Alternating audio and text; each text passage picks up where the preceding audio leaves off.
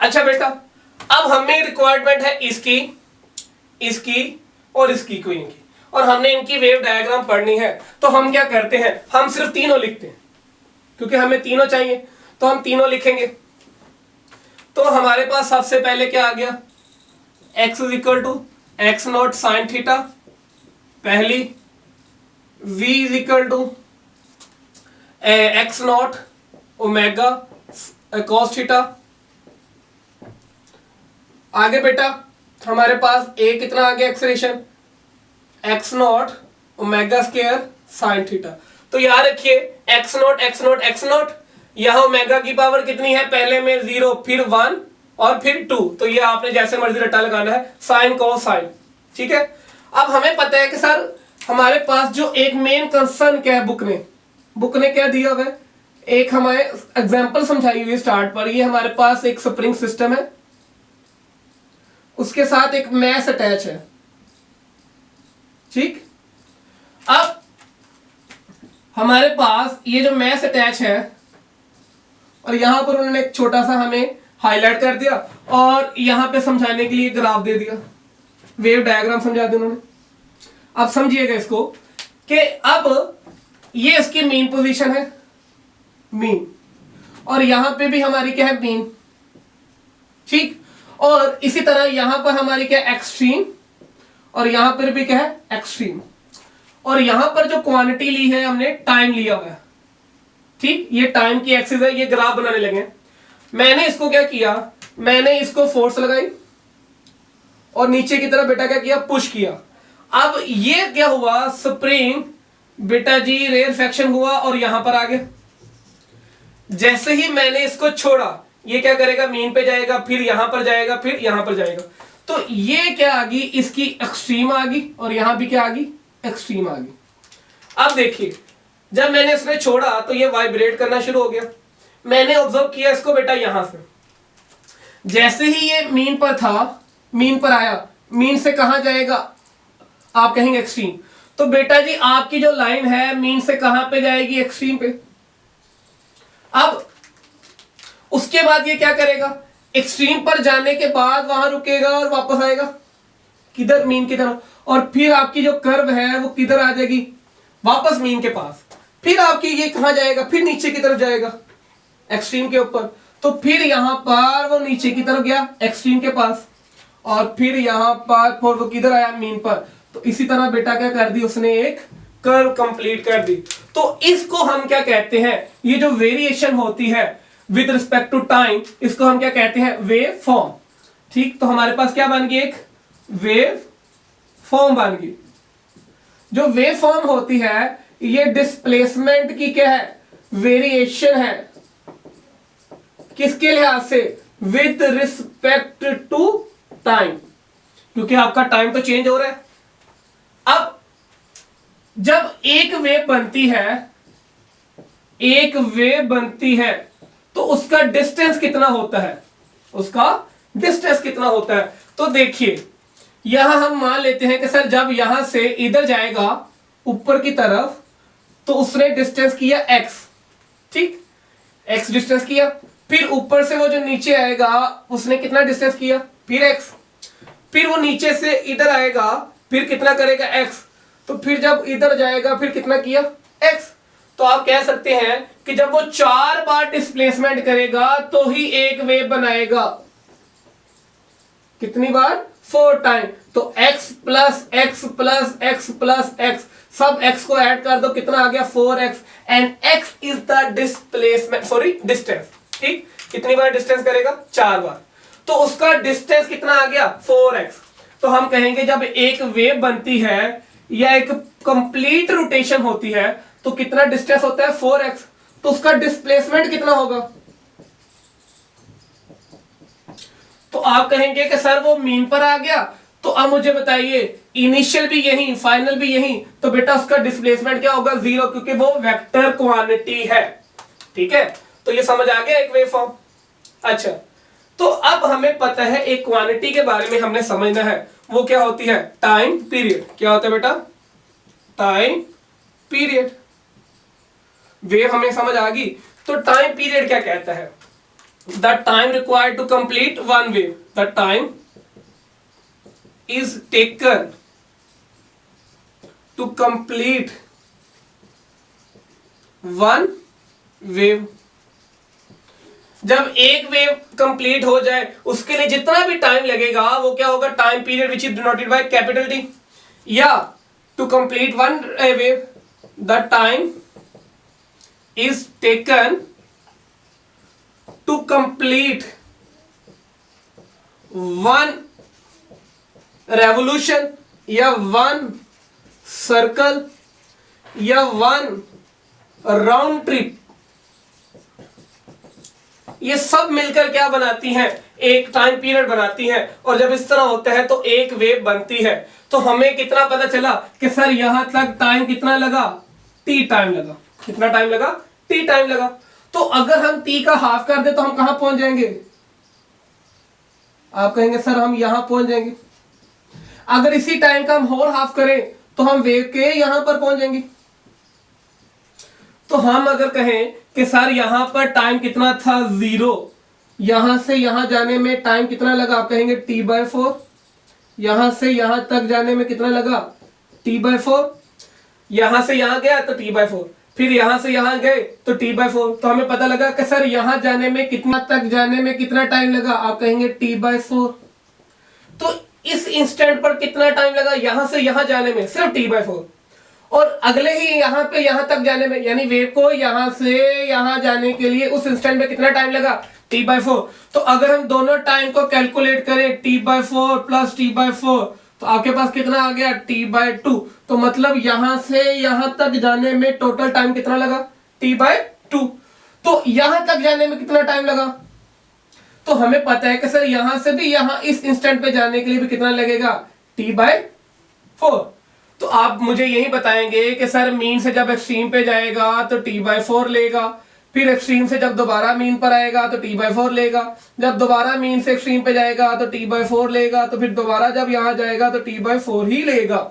ठीक, तो यहां भी अगर मैं एक और t/4 को ऐड कर दूं तो मुझे बताइए कितना आ गया, 3t/4। तो इस पॉइंट का जो मेरे पास टाइम आएगा वो कितना आ गया, 3t/4। तो यहां से यहां तक इस रीजन में भी जाने के लिए कितना टाइम लगेगा, आप कहेंगे सर t/4 ही लगेगा। तो जब मैं t/4 को ऐड कर दूं तो मेरे पास कितना आ गया, 4t/4। तो बेटा यहां पर टाइम कितना लगा, t। तो भाई मेरी टाइम की कैलकुलेशन ठीक है। ठीक है, तो ये एक वेव की बेटा हमने टाइम के लिहाज से उसकी स्पेसिफिकेशन एक्सप्लेन कर दी। यहां पे इस इंस्टेंट पे कितना टाइम था, यहां से यहां जाने में इतना, इस इंस्टेंट पे इतना, और इस इंस्टेंट पर इतना, इस इंस्टेंट पर इतना। तो अब बेटा जी मैं आपको एक छोटी सी एक डायग्राम, एक टेबल बनाकर देता हूं जिससे हम तीनों इक्वेशन को क्या कर सकते हैं, at a same time explain कर सकते हैं। तो देखिए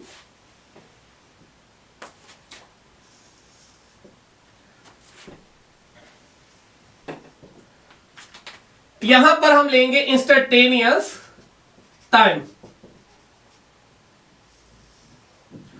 यहां पर हम लेंगे फेस या थीटा, और हम जानते हैं कि सर हमारे पास जो एंगुलर वेलोसिटी होती है, एंगुलर वेलोसिटी वो कितनी होती है, ओमेगा। और ओमेगा किसके इक्वल होता है, आप कहेंगे 2π/t के, ये हमने निकाली हुई है। ठीक, तो यहां पर हमारे पास ओमेगा की जगह क्या आ गया, θt। और यहां पर अगर हम ओमेगा की वैल्यू लगाएंगे तो हमारे पास ओमेगा कितना आ गया, 2π/t। Theta is equal to 2π/t, और ये हमारे पास क्या आ गया, t। This is the instantaneous time. और आगे हमारे पास बेटा x कितना है, आप कहेंगे x0 sin थीटा। उसके बाद v कितना, v x0 omega x0 cos theta. उसके बाद a कितना हमारे पास, x0 ओमेगा स्क्वायर, मैग्नीट्यूड में पॉजिटिव वैल्यू आएगी।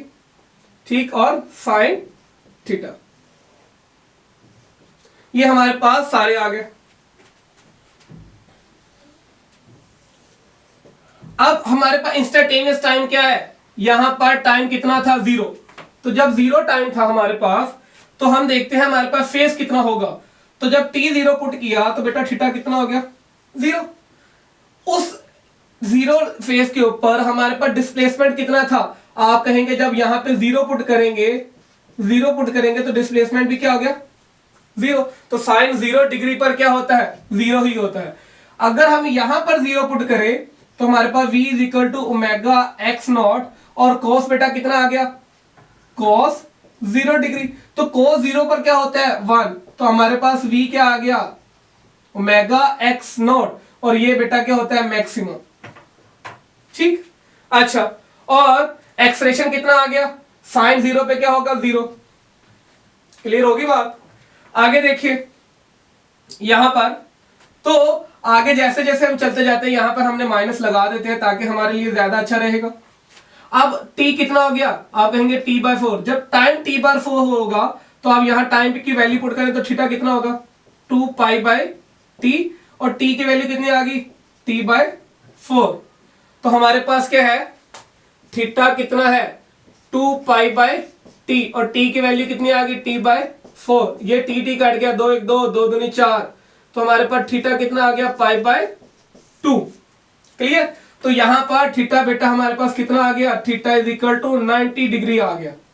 तो जब 90 पुट करेंगे तो साइन 90 पर क्या होता है 1, तो x इज इक्वल टू कितना आ गया x नॉट। ठीक, और v कितना आ गया, आपको पता है cos 90 पर क्या होता है 0, और एक्सप्रेशन क्या आ गया आप मुझे बताएंगे sir minus x naught omega. ठीक, आगे हमने टाइम पुट किया t/2, तो हमारे पास थीटा कितना आ गया, इसको सॉल्व करते हैं। जब हम t/2 पुट करेंगे ये कट गया 2 2 कट गया, तो थीटा किसके इक्वल आ गया पाई, तो कितना आ गया 180 के इक्वल। तो जब 180 पुट करेंगे तो हमारे पास डिस्प्लेसमेंट क्या हो गया 0। उसके बाद मुझे बताइए बेटा ये वैल्यू कितनी हो जाएगी, आप कहेंगे कि सर जब cos 180 पुट करेंगे तो -1 आ जाएगा, तो एक्सप्रेशन क्या हो जाएगा फिर 0। तो जब आप टाइम 3t/4 पुट करेंगे 3t/4, तो थीटा आपके पास कितना आ गया 270 डिग्री, और एक्सप्रेशन आपके पास क्या आ गया सॉरी डिस्प्लेसमेंट क्या आ गया, जब आप वैल्यू पुट करेंगे तो -1 आएगा -x0, और आपके पास वेलोसिटी फिर क्या हो जाएगी 0, और एक्सप्रेशन क्या आ जाएगा साइन बेटा क्या होगा 270 पे -1, तो माइनस माइनस क्या हो गया प्लस। तो आप मुझे बताइए आपके पास क्या आ गया +1। ठीक, sorry plus x naught omega. फिर जब आप t पुट करेंगे तो थीटा आपके पास कितना आ गया, आप कहेंगे सर 360, और 360 पर डिस्प्लेसमेंट क्या हो गया 0, वेलोसिटी क्या होगी मैक्सिमम कितनी होगी दोबारा, और एक्सप्रेशन क्या हो गया आपका दोबारा क्या हो गया बेटा 0। तो अगर मैं ग्राफ प्लॉट कर दूं आपको समझाने के लिए, इन सारी चीजों को एक्सप्लेन करने के लिए, तो आपके सामने एक ग्राफ आएगा कुछ यूं,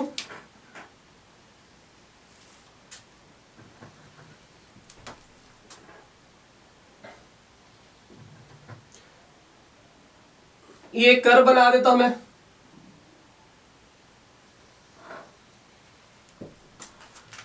अब इसके पैरामीटर हम डिसाइड करते हैं कि सर यहां पर टाइम कितना है t है, यहां पर कितना है t/2 है,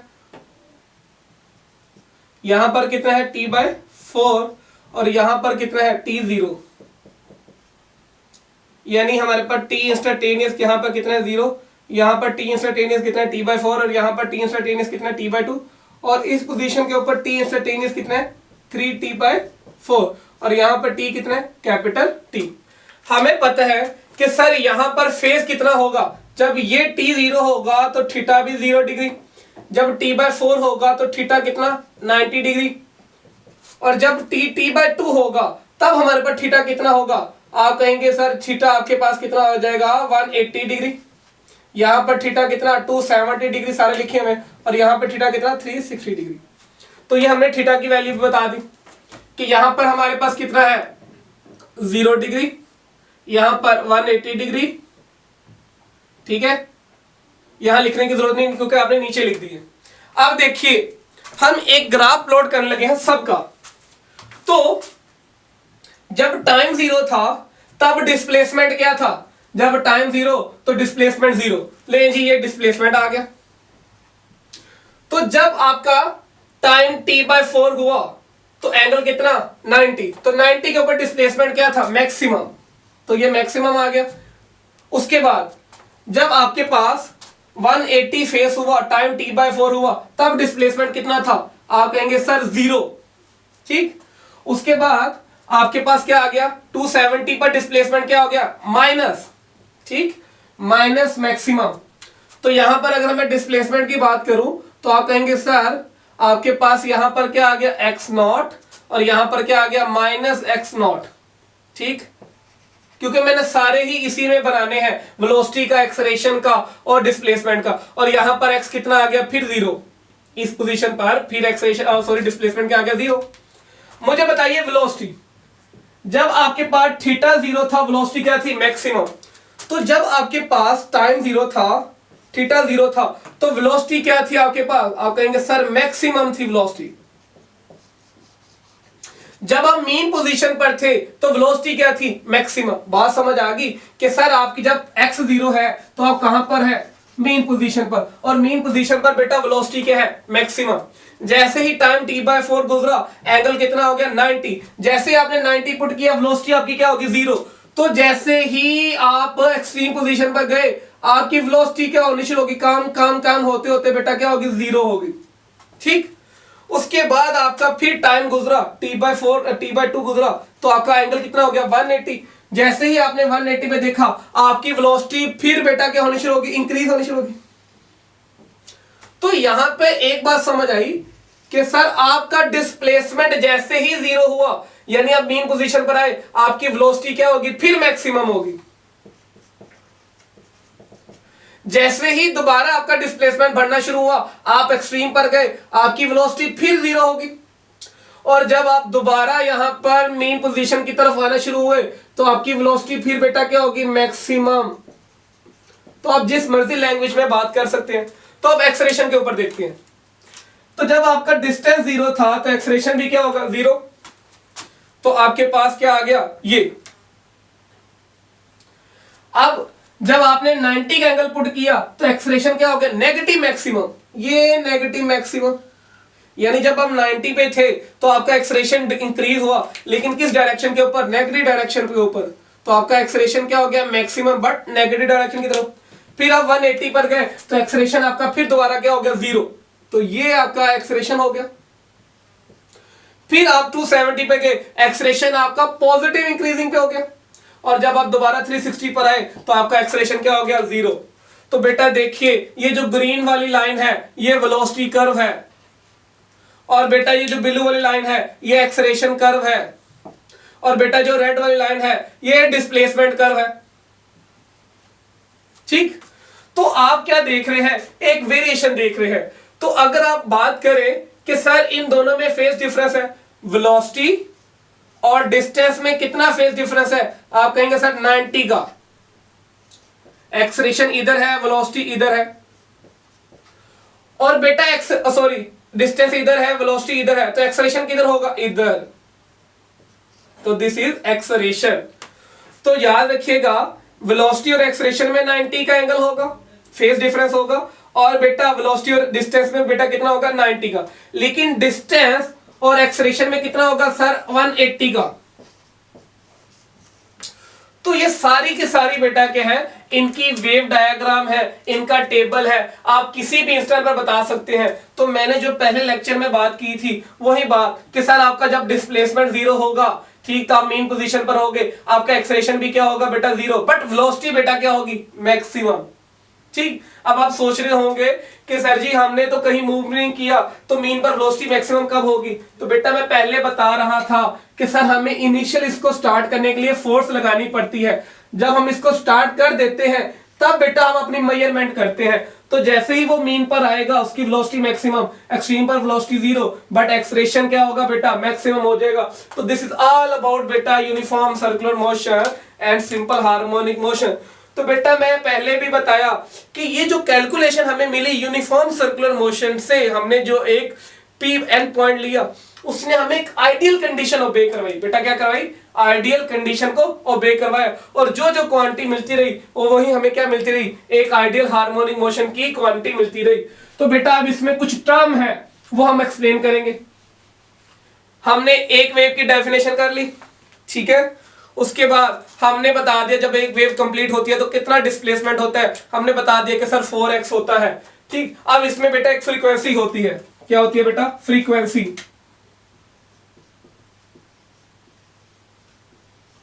फ्रीक्वेंसी क्या होती है कि sir number of wave complete in 1 second, number of wave complete in 1 second,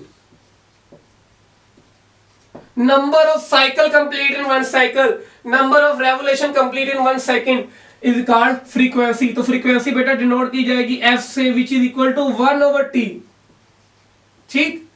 तो अगर किसी चीज का टाइम पीरियड इंक्रीज करेगा किसी वेव का, तो बेटा उसकी फ्रीक्वेंसी डिक्रीज होगी। तो frequency is equal to 1/t। बेटा t मेजर किया जाता है सेकंड के अंदर, ठीक। टी मेजर किया जाता है सेकंड के अंदर, तो सेकंड ऊपर जाके क्या हो गया? पर सेकंड।